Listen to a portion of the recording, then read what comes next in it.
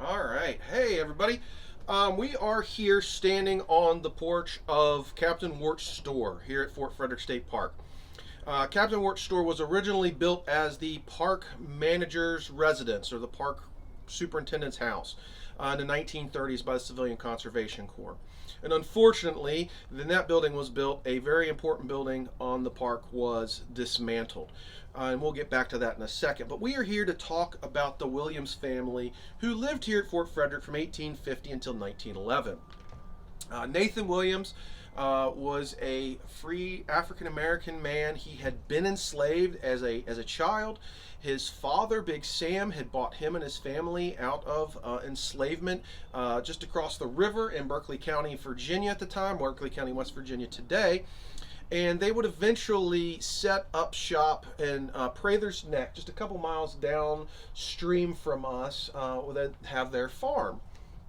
Nathan would live there with his father for years, and during the time he was there, on a neighboring farm was a enslaved woman named Annie, affectionately known by her family as Amy or Ammy, and she was living on a nearby farm, and Nathan falls in love with this enslaved woman.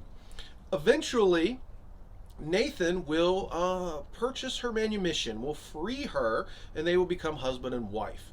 In 1850, they move here to Fort Frederick, and their home would have been somewhere right in this area and kind of in front of us or just to the south, in a house that was already on the property.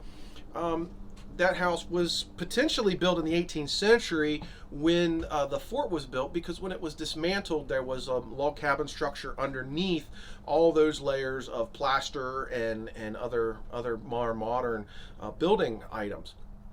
So they set up shop here in 1850, and by 1860 they buy Fort Frederick in about 100 acres or so for between $5,000 to $7,000, whichever bill you decide you like to read the best. So they buy the property and raise a family here. And then to back up a little bit, people always ask, well, how did a free African American person in 1860 make $7,000 on a farm? He did it just like you did. He had a mortgage. However, he did a lot better than most of us. You have the 30-year mortgage. He had the 7-year mortgage. He had it paid off in 7 years. He also had to have a co-signer. A local businessman by the name of Joe Haynes was a co-signer on his mortgage as a guarantor that he would keep up with that. They eventually paid it off, like I said, by 1867. And would expand the farm beyond that, make some more purchases. And again, they'd be here till 1911. So their home is here. During their occupation, the northwest bastion here was dismantled, and a bank barn was built there, a very large barn that would have stuck out, kind of the end of the building would have stuck out towards us today, our perspective. He would have used the walls of the fort as a pigsty, as an orchard, as a grape arbor. He would have kept all those things in there, put up a little farm gate in front where the gate used to be to keep the deer and the critters out and have some stuff there. His farm here was known as a very prosperous farm. He had all the things you could think of on a farm. Like I said, he had the grape arbors, he had the pigs, he had wheat, he had corn, he had maple sugaring. They had a maple sugar patch of maple sugar trees.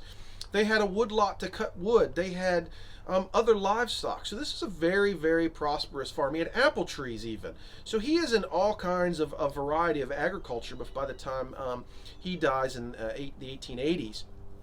So this is a very big operation. He has 8 children that all will live here at one point or another. And this is it's an amazing story of how this family weathers a very important part of our history, the American Civil War. They're here in 1860. By April of 1861, the far tree line that you can just barely make out through the fog and mist is Confederate Virginia. The war, they are literally on the border. You can't get any closer. And here is a war that is primarily about enslavement and continued growth of slavery. And you have this African American family that far away from enemy territory in a border state that could go to the Confederacy any day. But that doesn't happen, and they will live through the war. One of the here at the fort. In the winter of 1861, Union troops are here on site here at Fort Frederick, and several skirmishes are fought here. They are known to have officers living in their house, making it their headquarters. The Williamses, Amy, is cooking for them. So they're here for months. There are Union soldiers here. There are skirmishes fought here on the property. Cannons fired from the ruins of the old fort at trains across the river. People are being killed just down half a mile from them. They are literally on the tip of the spear. During the course of the Civil War, they are going to see potentially troops here from the skirmishes in 1861. They're going to see stuff in 1862 during the Maryland campaign. They're going to see troop movement in 1863 during the Gettysburg campaign, and they will see troop movement again in 1864 during the Second Maryland campaign. So the war is always nearby, but they weather the storm. They stay here on property until 1911, when it is sold because of an tax sale, because there was some failure to pay some taxes. After Nathan's death and the family starts to split up and move away, I think there's some issues with the finances. So these people are an intimate part of our story, and they're an interesting story that gets overlooked a lot of times because we focus so much on the 18th century story of our fort, why it was built, the French and Indian War. So being able to tell the Williams story, at least in brief, is really good. And you can come here, you can learn about it by reading about it here on our wayside that's open 364 days a year. Or you can come down to our visitor center and learn a little bit about them at our visitor center museum exhibit, which is open daily at least 10 to 5. Some days it's open a little earlier. So come and learn those stories. And we are continuing to want to tell more of those stories. And another place we're going to go in a little while, we're going to talk a little bit more about that story and what we want to do with that building that we are going to look at.